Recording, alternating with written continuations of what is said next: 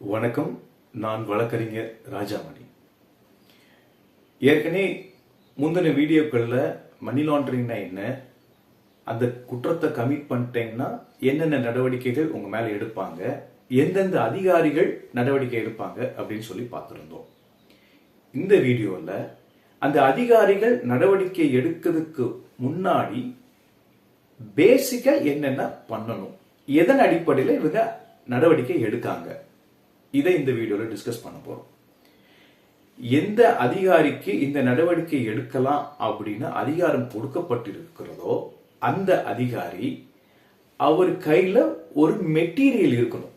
என்ன மெட்டீரியல் இருக்குன்னா, லைக் ஒரு இன்ஃபர்மேஷனோ இல்ல ஏதாவது டாக்குமெண்டோ ஏதோ இருக்கணும்.